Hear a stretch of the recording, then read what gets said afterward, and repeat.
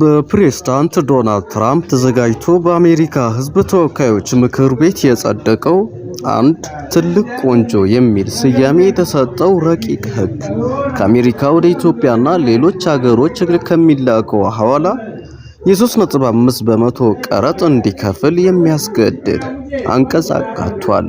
አስደንጋጭ ነው። ውድ የተከበራችሁ የድሬስ አፍሮ ቻናል ታዳሚዎች ቻናላችን ላይክ፣ ሼር፣ ሰብስክራይብ በማድረግ ዕለታዊ ትኩስ መረጃዎቻችን በፍጥነት እንዲደርሱ በኩላችሁ ትብብር አይለዩም። እስከ መጨረሻው አብራችሁን ሁኑ። ይህ ረቂቅ ሕግ አትላንታ ከተማ ነዋሪ ለሆኑት አንድ ፒተር ኦፊሰር አበበ መለሰ ሁሉ ለቤተሰቦቻቸው ወደ ጎሚያ የሚሆኑ ገንዘብ ለሚልኩ ሰዎች ስጋት የፈጠረ ሆኗል። በመጀመሪያ ብናየው ታክስ በስራ ቦታ ይቆረጣል። እንደገና ዕቃ በመሸመት ቁጥር ታክስ ከፋይ ነን። በሶስተኛ ደረጃ ደግሞ በአመት አንድ ጊዜ ለመንግስት IRS የሚከፈል ታክስ አለ። ይህ ሁሉ በተደራደረበት ሁኔታ አሁን እንደገና ደግሞ በየሀገሩ ቤተሰብ ለማገዝ ለመደጎም በሚላከው ላይ ተጨማሪ ታክስ ከፊ የሚሉ መጥቷል። አስደንጋጭ ነው ሲሉ ተናግሯል። ሁለተኛው ህብረተሰቡን ካለው የኑሮ ሁኔታ ጋር ችግር ሁኔታ ሲካተል እየታየ ይገኛል። በተመሳሳይ ሁኔታ ይህው ረቂቅ ሕግ አስደንጋጭ ሆኖ እንዳገኘው አቶ ካሳሁን ገብረመድህን ገልጸውታል። የረቂቁ ሕግ ተጽዕኖ በእውነት በጣም አስደንጋጭ ነው። ለከፍተኛ ወጪ የሚዳረግ በተለይ ቤተሰቦቻቸውን ኢትዮጵያና ሌሎች ሀገሮች ያሉ በየወሩ የሚላኩ ሰዎች ላይ የሚፈጥሩ ተጽዕኖ በጣም ከፍተኛ ነው ሲሉ ተናግረዋል። ከሚከተሉት ከ3 እስከ 4 ከመቶ የሚሆኑ የመላኪያ ገንዘብ በተጨማሪ ይህ 3.5 በመቶ መጨመሩን ተጽዕኖ ይኖረዋል የሚሉ ስጋትም አስከትለውታል። የኤምባሲ ሰራተኞችን ጨምሮ የውጭ ሀገር ሐዋላ ላኪዎች ላይ እንዲጣል ተዘጋጅቶ አዲስ ረቂቅ መውጣቱ ይታሰባል። ለመጨረሻው ውሳኔ የሴኔቱ የሁኔታው ፕሬዝዳንት ፊርማ በመጠባበቅ ላይ ይገኛል። ይህንን ረቂቅ ሕግ በተለይ የሐዋላ ኃላፊዎችን ግፊት በማድረግ ለማስቆምም ጥረት ማድረግ አለባቸው ሲሉ አቶ ላኩ ገልጸውታል። የተፈናቃዮች የአቤቱታ ሰልፍ በመቀለ እያደረጉ ያሉት ተፈናቃዮች የትግራይ ክልል ፕሬዝዳንት ጽሕፈት ቤት ግቢን ጥሰው መግባታቸውን ተሰማ። በጦርነቱ ምክንያት ከምዕራብ ትግራይና ሌሎች የኤርትራ አዋሳኝ አካባቢዎች የተፈናቀሉ ዜጎችን ዛሬ በመቀለ ሰልፍ አካሂደዋል። በመቀለ ሰልፍ እያደረጉ ያሉ ተፈናቃዮች የትግራይ ክልል ፕሬዝዳንት ጽሕፈት ቤት ግቢን ጥሰው መግባታቸውን ተሰማ። በጦርነቱ ምክንያት ከምዕራብ ትግራይና ሌሎች የኤርትራ አዋሳኝ አካባቢዎች የተፈናቀሉ ዜጎች ዛሬ በመቀለ ሰልፍ አካሂደዋል። ተፈናቃዮች በተደጋጋሚ መንግስት ወደ ቀያቸው እንዲመልስ ብንጠይቅም ምላሽ አልሰጠም ሲሉ ምሬታቸውን ተናግረዋል። ኑሯቸውን በመቀለ የተለያዩ መጠለያዎች የሆኑ በጦርነቱ ምክንያት በ2013 ዓ.ም ከትግራይ የተለያዩ ክፍሎችን የተፈናቀሉ ዜጎች ባደረጉት ሰልፍ በርካታ መፈክሮች ተሰምተዋል። መንግስት ረስቶናል፣ ይበቃል፣ ወደ ቀያችን መልሱን፣ የፖለቲካ ኃይሎች መጠቀሚያ አንሆንም ሲሉ ተናግረዋል።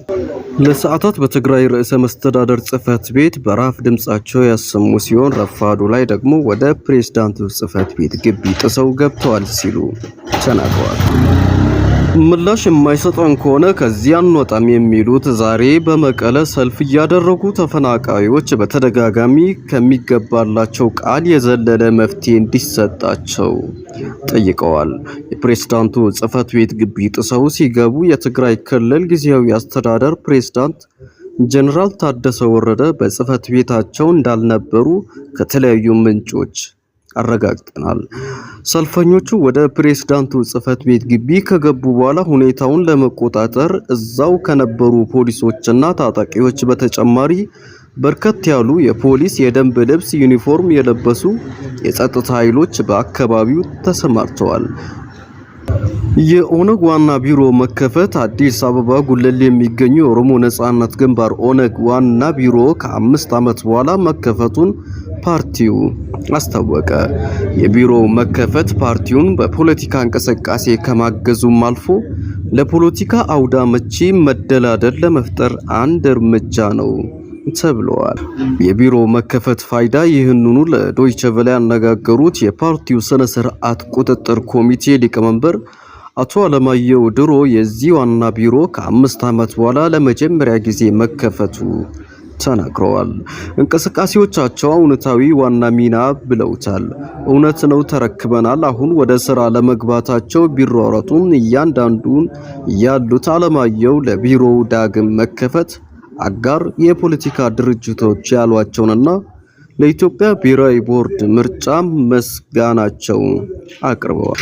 በቀጣይ እንዲከፍቱ ስለሚጠበቀው የተዘጉ ሌሎችን ጽህፈት ቤት ኦነግ ባለፈው በ2013 ዓ.ም ኢትዮጵያ ውስጥ በተካሄደው 5ኛ ብሔራዊ ምርጫ ቦርድ ላይ የአመራሮቹና አባላት 12 እንዲሁም የቢሮዎች መዘጋት እንደ ምክንያት ጠቅሶ ሳይስተላለፍ ቀርቷል።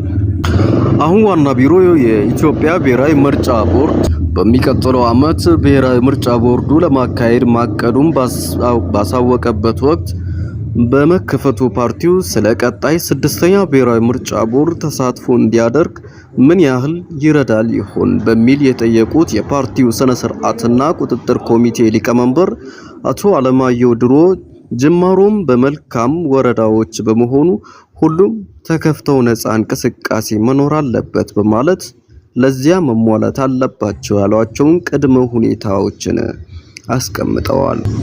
ላለፉት 5 ዓመታት በቢሮ መዘጋት ምክንያት ምንም አይነት የፖለቲካ እንቅስቃሴ ከማድረግ ተግቶ መቆየቱንም ያመላከቱ ኦነግ አሁንም የዋና ቢሮ መከፈት ለሌሎች ቅርንጫፍ ጽህፈት ቤቶች መከፈት መንገድ ሊከፍት እንደሚችል አሳውቀዋል። አቶ አለማየሁ በ2012 ዓ.ም ዋና ቢሮ ሲከፍቱ ፓርቲው አመራሮች መካከል ተፈጥሮ የነበረውን አለመግባባትና ክፍፍል ምክንያት ሆኖ ቆይቶ እንደሆነም ጠይቀዋል። ለዓመታት ተዘግቶ የቆየው አዲስ አበባ ጉለሌ አካባቢ የሚገኘው የኦሮሞ ነጻነት ግንባር ኦነግ ዋና ቢሮ ፓርቲው ኢትዮጵያ ውስጥ በ2010 ዓ.ም የመጣውን መንግስታዊ ለውጥን ተከትሎ ከትጥቅ ትግል ወደ ሰላማዊ የፖለቲካ እንቅስቃሴ መመለሱን ተከትሎ ከረጅም ጊዜ በኋላ ተከፍቶ ስራ ጀምሯል